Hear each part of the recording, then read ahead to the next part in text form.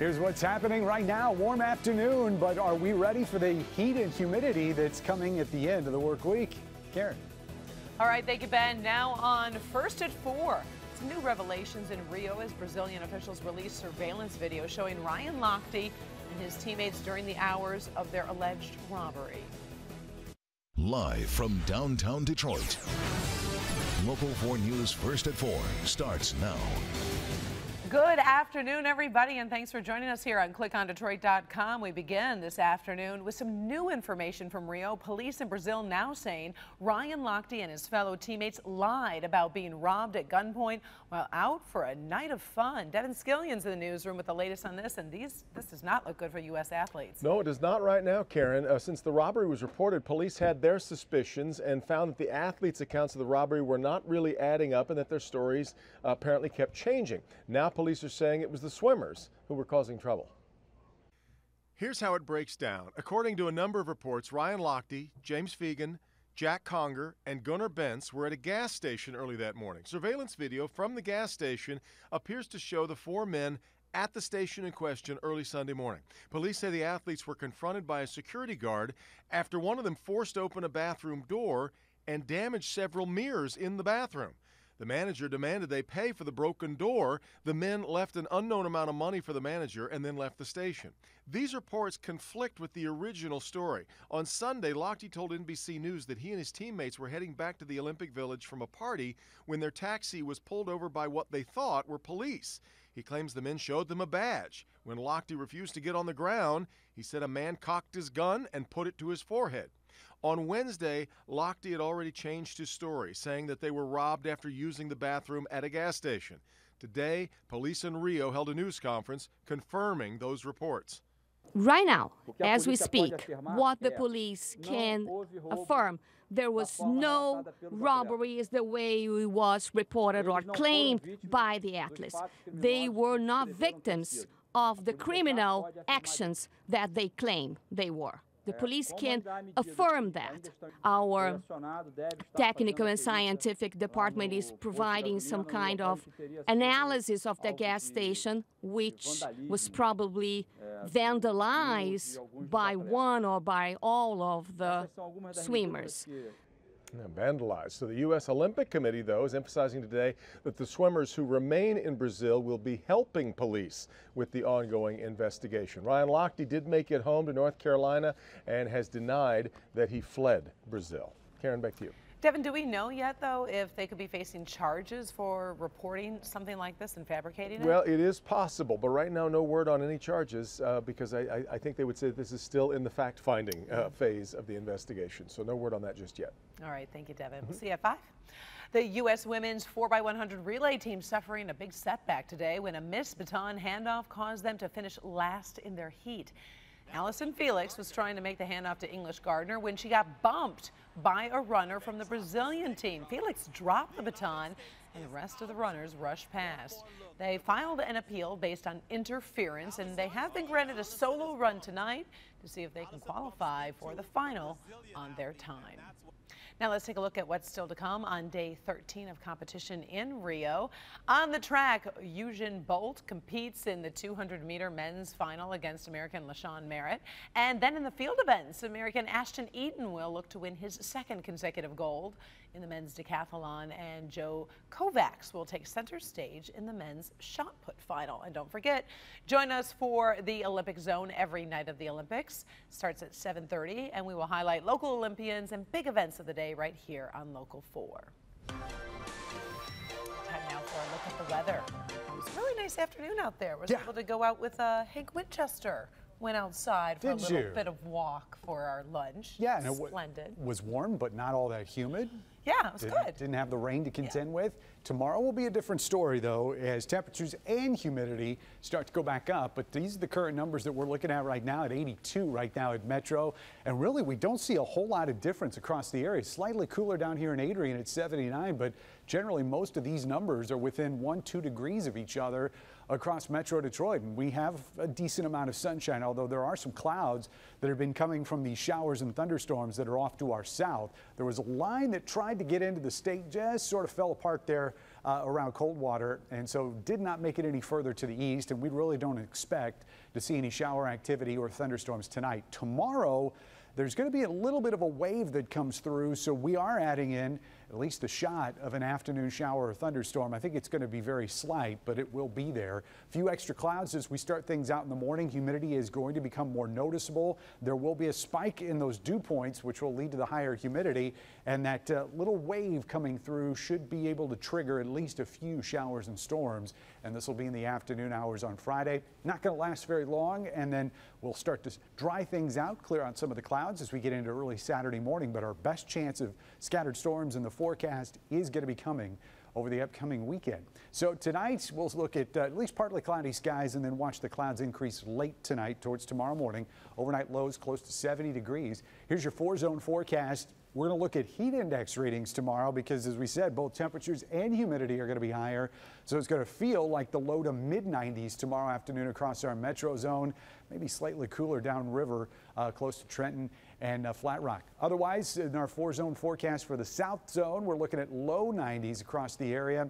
And a couple of those thunderstorms could impact how things are feeling here across our south and west zones. But generally, we're going to see a lot of 90-degree heat index readings, even north of M59 tomorrow afternoon. So here's how your 7-day forecast plays out. Numbers going to cool down a little bit on Saturday, but that's going to be our best chance of thunderstorms in the afternoon. Then we've got a shot as we go into Sunday in the morning, but a cold front will come through, and that's going to bring the biggest chance, the biggest change in our forecast as we see those numbers slide to the 70s for highs on Monday and Tuesday with lower humidity as well. Karen? All right, thank you, Ben. Right now, Detroit and Southfield police are investigating after a man was robbed, then shot in the back. It happened this morning on 8 Mile Road near Berg. That's where 62-year-old Kenneth Neely was walking when a man armed with a handgun approached him. Neely says the thief forced him to lie on the ground, shot him in the back, then fled the scene. Neely was able to walk across 8 Mile to a gas station to get help. He is now recovering in the hospital this afternoon. The suspect made off with $2 and the victim's cell phone. He is described as an African-American man, 6 feet tall, in his early 40s, with a medium build and short beard. The city of Detroit is set to cut down 6,000 dead trees over the next year. The project will cost the city nearly $3 million and will focus on trees that sit on public property. The cost is expected to be covered by the money saved from last year's lower than expected snowfall. Residents who wish to have trees on private property cut down can request it using the Improve Detroit phone app. Tomorrow, Republican presidential nominee Donald Trump is set to speak at a rally in Dimondale. The event will take place at the Summit Sports and Ice Complex on Davis Highway, right by I-96, and that's outside of Lansing. Doors open at 12:30. The rally is expected to begin at 3:30. To attend, you must register online, but be aware there is a limit of 2 tickets per phone number registered. First at 4, we're on top of stories making headlines all around the world today. Hillary Clinton met with some law enforcement leaders in New York City. Clinton said recent killings of police officers like those in Baton Rouge and Dallas and the unrest in Milwaukee shows how important it is, in her words, to restore the bonds of trust and respect between the police and communities they serve. She added, both supporting police officers and improving their methods goes hand in hand. In Chicago, 7 police officers may be fired in relation to the shooting death of teenager Laquan McDonald. McDonald was killed back in 2014 after being shot 16 times by Chicago police. The officers all claimed McDonald was attacking them with a knife, but dashcam footage contradicted nearly all of their reports. The officers have already been stripped of police status and will now have the chance to contest their firings before the city's police board. President Obama is under fire today as he continues his vacation in Martha's Vineyard while the state of Louisiana is suffering. Over the past week, at least 13 people have been killed, 8,000 displaced after a historic flood devastated the southern part of the state. Obama declared the flood a natural disaster and redirected federal aid to that area, but many feel that's not enough. Now people are calling for the president to fly down there himself. Moving to California, where the Blue Cut fire continues to burn after scorching more than 31,000 acres. Authorities say nearly 35,000 homes and more than 80,000 people are being affected by evacuation warnings as 1,300 fire officials work to fight that growing blaze. While a stretch of highway between Las Vegas and Los Angeles has reopened, the fire still remains only 4% contained. Luckily, no injuries have been reported. Now let's turn to a story here at home. A grandmother in Troy is celebrating her 98th birthday today, and she's celebrating by doing one thing she's always wanted to do: hopping on a motorcycle for a ride. Paula Tutman shows us how the birthday girl is seeing her wish come true. So what are you going to do on your 98th birthday? Probably not this. Oh, is that beautiful? You're messing up my hair. June Lamb is what most people want to be when they grow up. At 98 years old today, June is bad. Bad to the bone. Oh, this seat is hot as hell. She wanted to go on a motorcycle ride on her 100th birthday, but decided not to wait. And so Doug rolled in on his hog trike. Heck, he's darn near 80 himself. They stay healthy in these parts of Troy. And bad. Bad to the bone. So how did we get here today? Start with a healthy, happy, vibrant, exciting woman who is still excited about life. That's my grandson. Isn't he nice looking? He looks like his grandma. She can trace her family back to the 1600s on a boat from England. She's lived abroad, enjoyed a 45-year marriage, a 22-year relationship with a boyfriend, and is now looking for a younger guy. You know any? You know, someone early 90s who's still driving. And they took my car away from me. She says there's no secret to longevity, but she did just stop bowling last year with a 9-pound ball, 10 pounds for her hook shot. She's not shy about being a character and is still actively collecting adventure points, much to the delight of her 4 remaining children, 8 grandchildren, and 14 great-grandchildren. You got it. You got it. For this Mustang great-granny, the road will never end. I might buy one. Because she's bad. Bad to the bone. I've had a good life. I'd say something to the Lord every night to thank him for my wonderful life. Whether I'm here for the 100th, I don't know. We'll find out, won't we? Paula Tutman, Local 4, Local 4, Local 4.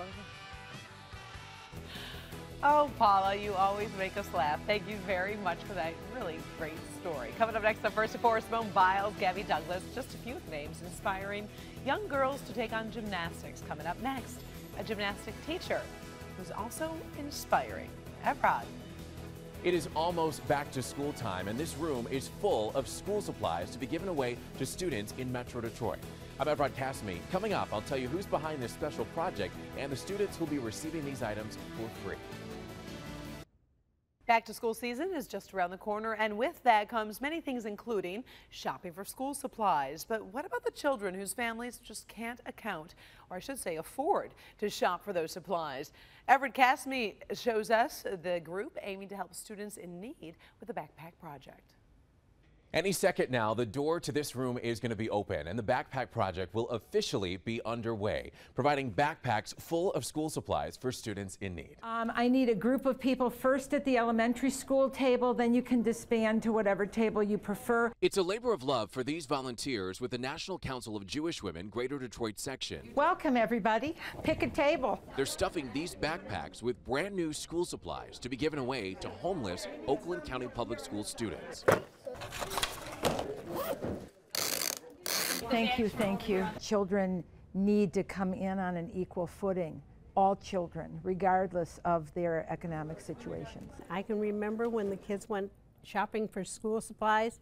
It was an exciting time. They should have that opportunity. For nearly 10 years now, the National Council of Jewish Women has organized the Backpack Project. They collect funds year-round and through grants and help from Meyer are able to purchase nearly 1,300 book bags and supplies. The school supplies are notebooks and paper and pens and pencils and crayons and markers and highlighters and glue sticks, and they're age appropriate. We have things for elementary school children, middle school children, and high school students. Though these volunteers have never met the homeless students who receive these full backpacks, they know how much this is needed. We receive thank you notes on behalf of students and parents, grandparents all the time, and they're just so immensely grateful for being able to take this off of their to-do list.